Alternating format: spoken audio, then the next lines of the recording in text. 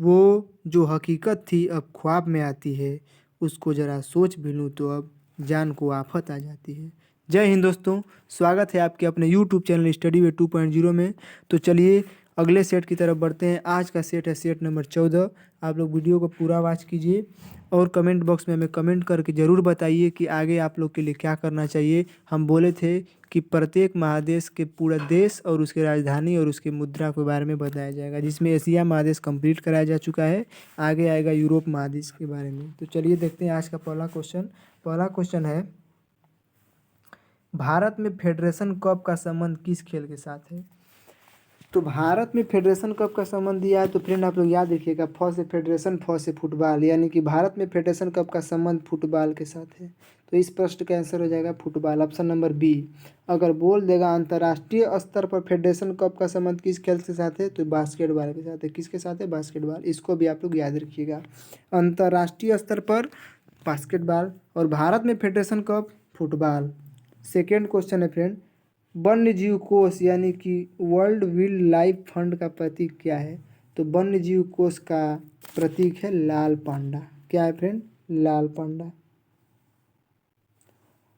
देखिए लाल पांडा जो है कि इसकी जो है कि वन्य जीव एक ध्रुवीय भालू कभी कभी दे देता है, ध्रुवीय भालू। तो उत्तरी ध्रुव के पास पाया जाता है ध्रुवीय भालू, आर्कटिक के क्षेत्र में। कहाँ पाया जाता है? आर्कटिक के क्षेत्र में, उत्तरी ध्रुव के पास।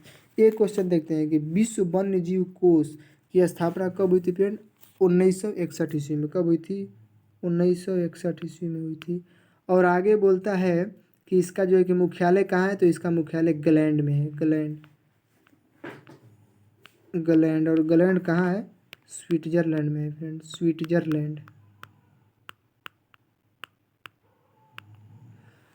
तो ये आपका क्वेश्चन नंबर 2 कंप्लीट हो गया। आगे देखते हैं क्वेश्चन नंबर 3। क्वेश्चन नंबर 3 है, भारत द्वारा विकसित किस आईसीबीएम की मारक क्षमता 2000 किलोमीटर से अधिक है? तो भारत द्वारा विकसित अग्नि 2 आईसीबीएम की मारक क्षमता 2000 किलोमीटर से अधिक है। आप लोग याद रखिएगा, आईसीबीएम का फुल फॉर्म होता है intermediate range ballistic missile. Intermediate range ballistic missile इसका फुल फॉर्म होता है। और पहली बार अग्नि 2 का परीक्षण कहाँ किया गया था? व्हीलर द्वीप पर। और आज व्हीलर द्वीप का क्या नाम है? कलाम द्वीप, एपीजे अब्दुल कलाम द्वीप, जो कि कहाँ है? उड़ीसा में स्थित है फ्रेंड। इसको आप लोग याद रखिएगा। चलिए क्वेश्चन नंबर 4 की तरफ बढ़ते हैं।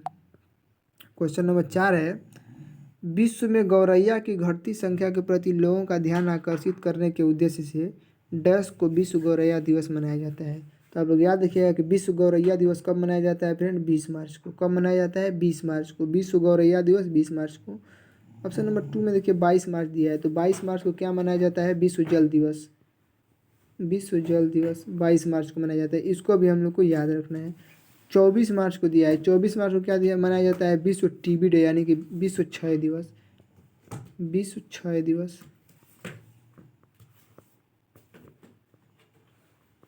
कब? 24 मार्च को मनाया जाता है। देखिए गौरैया दिवस का शुरुआत कब हुआ था? 2010 ईस्वी से। इसको भी आप लोग याद रखेंगे, 2010 ईस्वी से विश्व गौरैया दिवस की शुरुआत हुआ था। चलिए अब बढ़ते हैं क्वेश्चन नंबर 5 की तरफ। क्वेश्चन नंबर 5 है, सिंधु घाटी सभ्यता का मैनचेस्टर किस स्थल को कहा जाता है? तो सिंधु घाटी सभ्यता का मैनचेस्टर लोथल को कहा जाता है। लोथल कहाँ स्थित है? गुजरात में स्थित है। कहाँ स्थित है फ्रेंड? गुजरात में, जो कि बंदरगाह था सिंधु घाटी सभ्यता का, बंदरगाह था। अब देखिए एक तो पूछता है दायमाबाद, कभी कभी दायमाबाद। सिंधु घाटी सभ्यता का सबसे दक्षिणतम बिंदु कौन है? दायमाबाद, मतलब दक्षिणतम पॉइंट। वो वर्तमान में कहाँ है? महाराष्ट्र राज्य में है। इसको भी आप लोग याद रखिएगा। अगला देखते हैं क्वेश्चन नंबर 6। छठवां क्वेश्चन है, गौड़ी कहाँ का लोक नृत्य है? देखिए जो नृत्य शास्त्रों में लिखा गया होता है उसे शास्त्रीय नृत्य कहते हैं, और जो नृत्य प्रचलन में होता है यानी कि वहाँ के लोगों द्वारा प्रचलित किया जाता है उसे लोक नृत्य कहा जाता है। तो इसमें गौड़ी लोक नृत्य के बारे में पूछा है, तो गौड़ी लोक नृत्य कहाँ का है? पुडुचेरी का है। कहाँ का है फ्रेंड? पुडुचेरी। कभी कभी देखिए हम लोग को 2-3 नृत्य ऐसे हैं जिसको याद करना है, ठीक है। देखिए राजस्थान का नृत्य है, राजस्थान के नृत्य का नाम है कालबेलिया। क्या नाम है? कालबेलिया। कालबेलिया। और देखिए त्रिपुरा, त्रिपुरा में लोक नृत्य फेमस है, उसका नाम है होजागिरी। क्या नाम है फ्रेंड? होजागिरी। और गुजरात के लिए फेमस लोक नृत्य आप लोगों को पता ही होगा, गरबा। गरबा के बाद होता है डांडिया, और गरबा डांडिया और उसके बाद टिप्पानी। तो ये थे फेमस लोक नृत्य। आगे देखते हैं क्वेश्चन नंबर 7। क्वेश्चन नंबर 7 बोल रहा है सूची 1 को सूची 2 से सुमेलित कीजिए और सूचियों के नीचे दिए गए कोड का प्रयोग करके सही उत्तर बताइए। तो कि पहला है आंशिक परीक्षण प्रतिबंध संधि, यानी कि आंशिक परीक्षण प्रतिबंध संधि कब हुई थी? 1963 ईस्वी में। अगला है परमाणु अप्रसार संधि, परमाणु अप्रसार संधि हुई थी फ्रेंड 1968 ईस्वी में। तीसरा है व्यापक परीक्षण प्रतिबंध संधि, यानी कि यह व्यापक परीक्षण प्रतिबंध संधि 1996 ईस्वी में हुई थी। और पोखरण प्रथम परमाणु परीक्षण हुआ था तो 1974 ईस्वी में हुआ था। आप लोग इसको याद रखेंगे। तो देखिए पहला का 2, दूसरा का 3, तीसरा का 4, चौथा का 1। किस ऑप्शन में दिया है? देखिए ऑप्शन नंबर बी में दिया है। तो इस प्रश्न का आंसर हो जाएगा ऑप्शन नंबर बी। आगे देखते हैं क्वेश्चन नंबर 8। क्वेश्चन है निम्नलिखित कलाकारों उनके कला रूपों का मिलान कीजिए। तो देखिए हम यहाँ पे संयुक्ता पाणिग्राही, संयुक्ता पाणिग्राही किससे संबंधित है? ओडिसी नृत्य से संबंधित है। आगे है टी एन कृष्णन, किससे संबंधित है? वायलिन से संबंधित है फ्रेंड। पंडित रविशंकर सितार से संबंधित है, सबको पता होगा। पालघाट मणि अय्यर, मृदगम से संबंधित है। तो इसको आप लोग याद रखिए, पहला का 4, दूसरा का 3, तीसरा का 1, चौथा का 2। देखिए ऑप्शन नंबर बी में दिया हुआ, इस प्रश्न का आंसर हो जाएगा ऑप्शन नंबर बी। आगे देखते हैं क्वेश्चन नंबर 9।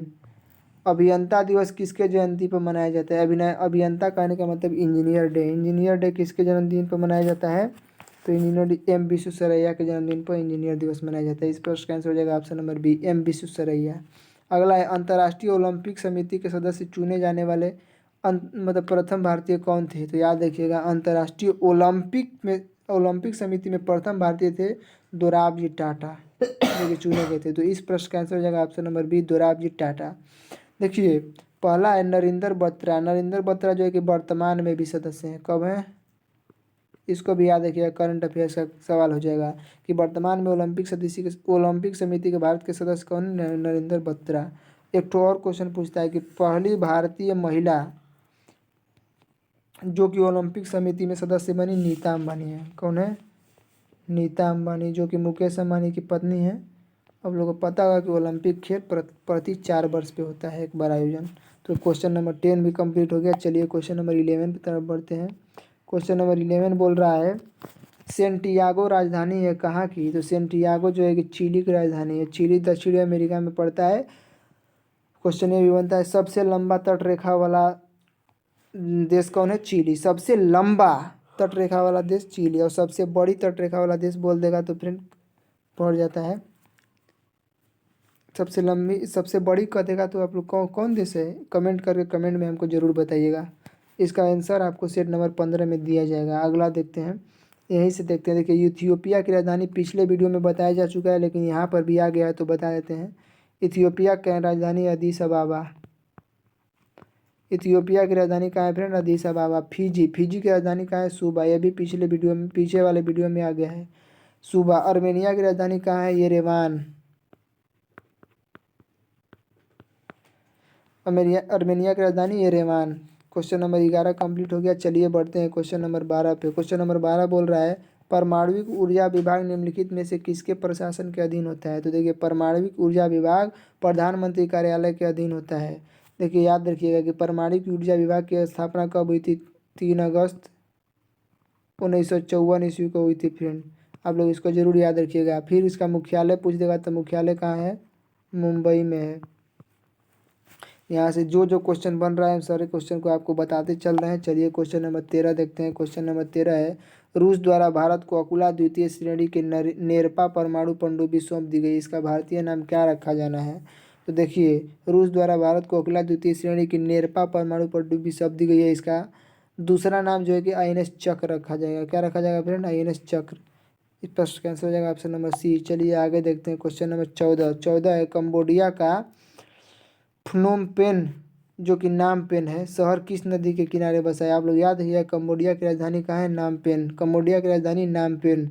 और यह जो है कि मेकांग नदी के तट पर स्थित है। किस नदी के तट पर स्थित है? मेकांग नदी के तट पर। एक क्वेश्चन और याद रखिएगा फ्रेंड कि मेकांग नदी को दक्षिण पूर्व एशिया का गंगा कहते हैं। दक्षिण पूर्व एशिया का कहते हैं? गंगा। दक्षिण पूर्व एशिया गंगा, या इसको डेन्यूब भी कहते हैं। डेन्यूब। डेन्यूब क्या है? यूरोप की सबसे लंबी नदी है। यूरोप की नदी कौन है? डेन्यूब, जो कि सबसे लंबी नदी है। और एक क्वेश्चन बनता है गोल्डन ट्रायंगल से कि मेकांग नदी का जल विवाद को गोल्डन ट्रायंगल से नाम से जाना जाता है। इसमें 3 देश आते हैं, म्यांमार, थाईलैंड और लाओस। म्यांमार, थाईलैंड और लाओस। कंबोडिया नहीं आता है। यही आप लोग को याद रखना है कि मेकांग नदी के जल विवाद में कंबोडिया नहीं आता है। 3 देश कौन कौन आते हैं? म्यांमार, थाईलैंड और लाओस। चलिए आगे देखते हैं क्वेश्चन नंबर 15। 15 है, महान चित्रकार होने के साथ साथ राजा संसार चंद का किस शैली से संबंध था? तो महान चित्रकार होने के साथ साथ राजा संसार चंद का संबंध कांगड़ा शैली से था। इसको भी आप लोग याद रखिएगा, कांगड़ा शैली से था। आगे देखते हैं क्वेश्चन नंबर 16। 16 है, रामानंद सागर की रामायण एक टीवी श्रृंखला जो कि 1986 से 1988 तक में बनी थी, में सीता की भूमिका किसने निभाई थी? तो सीता की भूमिका निभाई थी दीपिका चिखलिया। आप लोग इसको भी याद रखिएगा। आप पूछता कि राम का भूमिका किसने निभाया था? तो अरुण अरुण गोविल। कौन थे? अरुण गोविल राम के भूमिका में थे। लक्ष्मण का पूछ देगा तो लक्ष्मण का भूमिका निभाने वाले थे सुनील लहरी। और एक बहुत फेमस है हनुमान। हनुमान का किरदार निभाने वाले दारा सिंह। और एक वहाँ उसमें का विलन का कैरेक्टर रावण। रावण का कैरेक्टर कौन निभाए थे? अरविंद त्रिवेदी। आप लोग इसको भी याद रखिएगा क्योंकि यह लॉकडाउन में बड़ा फेमस सीरियल रहा है। यहाँ से भी क्वेश्चन पूछा जा सकता है। इसमें दिया था सीता का कैरेक्टर निभाने वाली Deepika Chikhlia. Answer option number A. आगे देखते हैं, कर्नाटक का कंबला त्यौहार किससे संबंधित है? ये पीछे सेट में आ चुका है। भैंसों का दौड़ यानी भैंसों की लड़ाई भी कर सकते हैं, में कंबला त्यौहार मनाया जाता है। देखिए ऑप्शन नंबर बी में सांडों की लड़ाई। सांडों की लंबाई जो है पोंगल त्यौहार पर तमिलनाडु में मनाया जाता है, जिसे जल्लीकट्टू कहते हैं। क्या कहते हैं? जल्लीकट्टू। जल्लीकट्टू कहते हैं। इसमें सांडों की लड़ाई होती है। चलिए आगे देखते हैं क्वेश्चन नंबर 18। 17 कंप्लीट हो गया। 18 है, महिलाओं ने पहली बार किस वर्ष में ओलंपिक खेलों के सभी प्रतिस्पर्धाओं में भाग लिया? देखिए बोल रहा है कि सभी प्रतिस्पर्धाओं में भाग लिया, तो 2012 में लिया था। अगर देखिए अब यहाँ से जो 2-3 क्वेश्चन बनते हैं उसको बता दे रहे हैं। देखिए ओलंपिक की शुरुआत कब हुई थी? ओलंपिक की शुरुआत 1924 में हुई थी फ्रेंड। कब हुई थी? 1924 में। 1924 में नहीं, 1924 में सॉरी, 1896 में हुई थी। कब हुई थी? 1896 में। 1924 में क्या हुआ था फ्रेंड? 1924 में 2 महिला खिलाड़ियों ने भाग लिया था। क्यों? 2 महिला खिलाड़ियों ने भाग लिया था। और ओलंपिक की शुरुआत 1896 में हुई थी। आप लोग, और इसमें पूछा है कि सभी खेलों में महिला प्रतिस्पर्धा ने भाग लिया था, 2012 में। आगे देखते हैं क्वेश्चन नंबर 19। विश्व स्वास्थ्य संगठन WHO का मुख्यालय कहाँ है? तो विश्व स्वास्थ्य संगठन WHO का मुख्यालय कहाँ है? जेनेवा में है। और जेनेवा किस देश में पड़ता है? स्विट्जरलैंड में पड़ता है। आप लोग यहाँ से एक क्वेश्चन और याद रखिएगा कि WHO की स्थापना कब हुई थी? WHO की स्थापना 1948 में हुई थी। और आज WHO में 194 कुल सदस्य देश हैं। जो जो क्वेश्चन बनेगा फ्रेंड सारे क्वेश्चन आपको बता दिया जाएगा। चलिए आगे देखते हैं क्वेश्चन नंबर 20। डिबगिंग कौन सी प्रक्रिया है? तो डिबगिंग कंप्यूटर में आती है प्रक्रिया। डिबगिंग प्रक्रिया किसको कहते हैं फ्रेंड? एक सॉफ्टवेयर प्रोग्राम में त्रुटियों की जांच करने की प्रक्रिया को क्या कहते हैं?